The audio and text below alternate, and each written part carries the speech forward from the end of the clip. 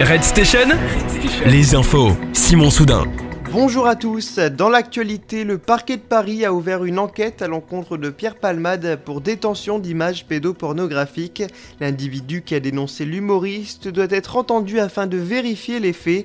C'est la brigade de protection des mineurs qui est chargée de mener les investigations. En attendant, Pierre Palmade est pris en charge dans un service d'addictologie pour des soins et est placé sous bracelet électronique. Face à l'accident de Pierre Palmade survenu il y a un peu plus d'une semaine, le ministre de l'Intérieur, Gérald Darmanin, s'est exprimé. Il souhaite requalifier les accidents de la route mortels qui sont dus aux stupéfiants ou à l'alcool. Gérald Darmanin voudrait qu'ils soient considérés comme des homicides routiers. Dans une interview publiée hier dans le journal du dimanche, le ministre a affirmé qu'il faut être plus dur avec les délinquants. Il plaide le retrait automatique des 12 points du permis en cas de consommation de drogue de l'automobile. L'actualité, c'est aussi la réforme des retraites. Le week-end a été mouvementé en réaction politique.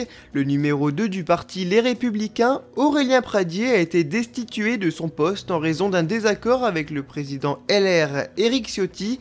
Hier, l'ex-candidat à la présidence du parti de droite a expliqué qu'il resterait tout de même fidèle à son camp. De son côté, Philippe Martinez de la CGT a critiqué le gouvernement ainsi que la stratégie de la France Insoumise. Jean-Luc Mélenchon souhaite oublier les propos qui divisent et appelle à rester unis pour la mobilisation du 7 mars. Concernant la fin de vie maintenant, la Convention citoyenne a terminé sa phase de délibération, c'est ce qu'a indiqué le Conseil économique, social et environnemental ce dimanche. Une majorité des participants se disent favorables à l'ouverture d'un accès au suicide assisté et donnent le feu vert à l'euthanasie. D'autres propositions sont en cours de réflexion à propos des soins palliatifs ou encore de l'accompagnement à domicile. Ces propositions seront transmises au gouvernement à l'issue de la session finale prévue mi-mars. Et on termine avec un mot de sport. Hier, le PSG affrontait les Lillois. Il s'agissait d'un match de Ligue 1.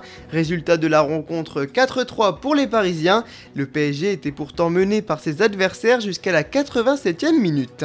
Voilà pour l'actualité, bonne journée à tous, à bientôt.